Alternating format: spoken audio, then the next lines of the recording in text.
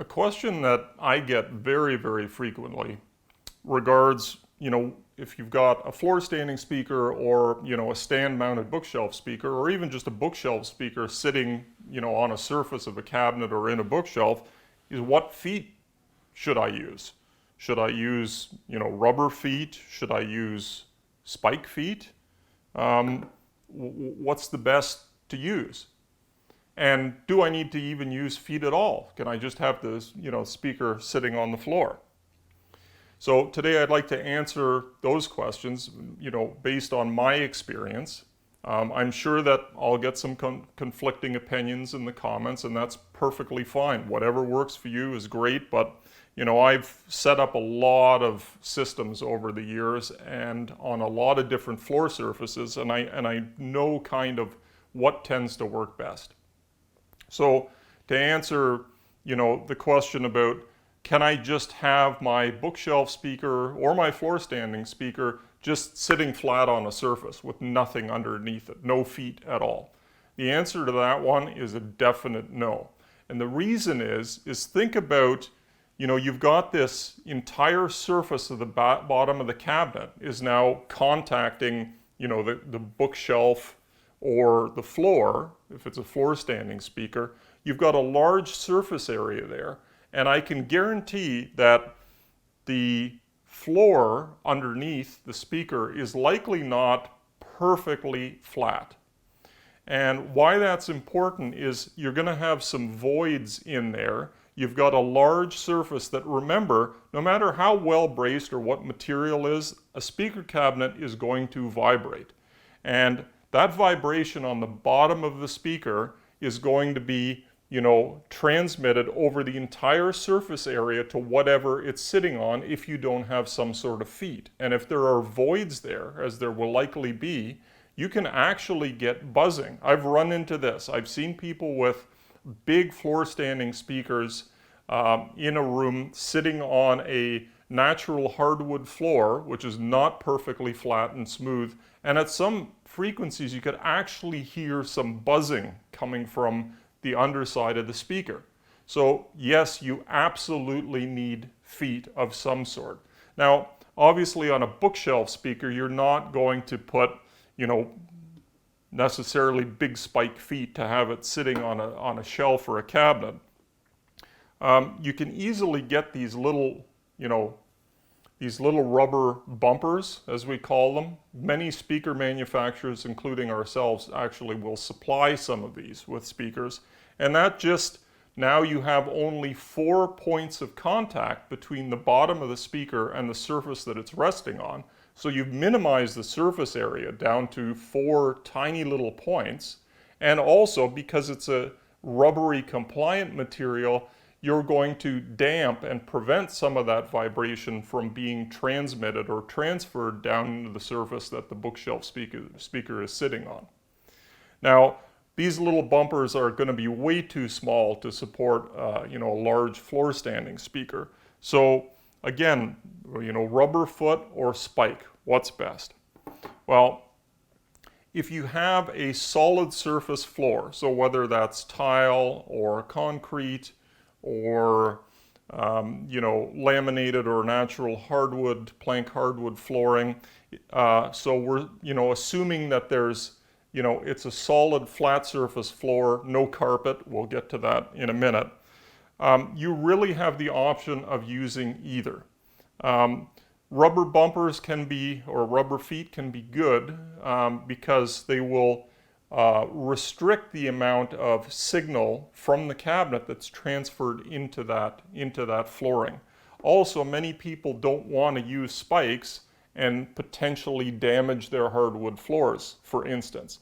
Now, with spikes, you can get little cups that they sit in to prevent damage to the floor. I've seen some people use coins as well to support them. And really, it comes down to, really a matter of choice. And you will, because of what these 2 different type of feet are doing, you will in many cases find a difference in the bass performance, okay?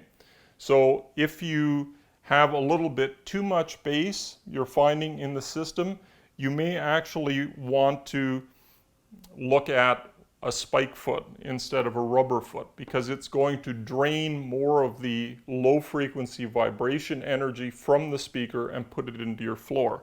That also can be a bad thing, because if you're on a suspended floor, so you're not in a basement or something like that, or you know, in an apartment building where it's concrete, you know, transmitting that vibration to the floor can be a good or bad thing depending on the room. Again, the recommendation I have is, if you can, get both and try both in your system. It's like anything else. Until you try it in your own home with your own speakers in the room that they're in, you're not really going to know 100% which one is going to perform better. Now, if you have carpet, and it's whether, you know, it's an area rug or it's wall-to-wall carpeting, I would not recommend using these rubber feet. And the reason is that if you have a large floor standing speaker, it's unlikely, if you have a high pile carpet, that these feet will dig into it enough, and the speaker cabinet could actually not be very stable, and that could be dangerous.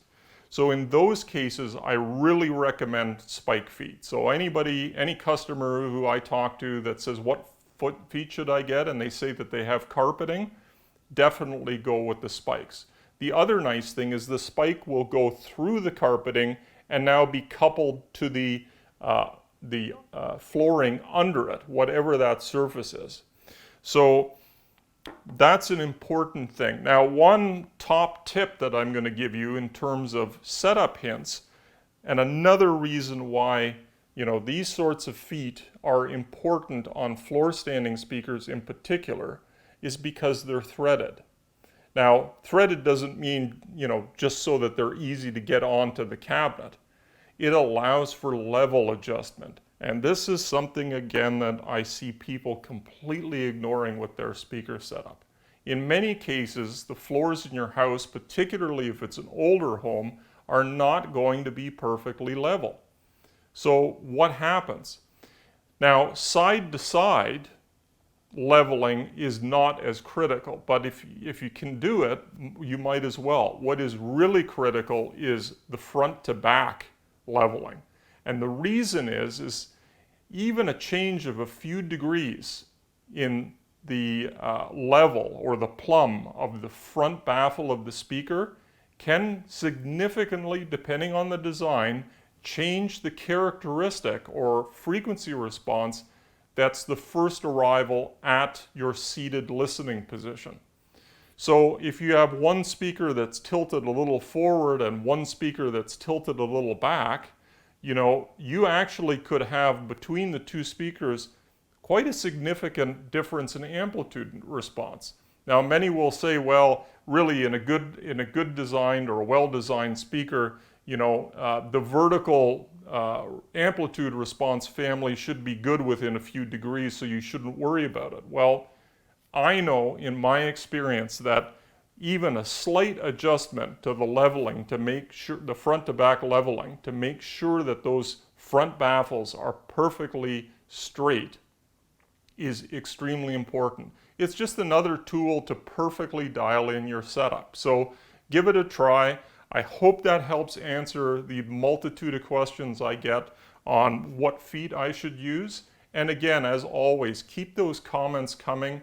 I love to hear your own experience with different types of feet on your speakers, what you're using, and new ideas and topics for videos that we can do in the future. Thanks a lot for watching.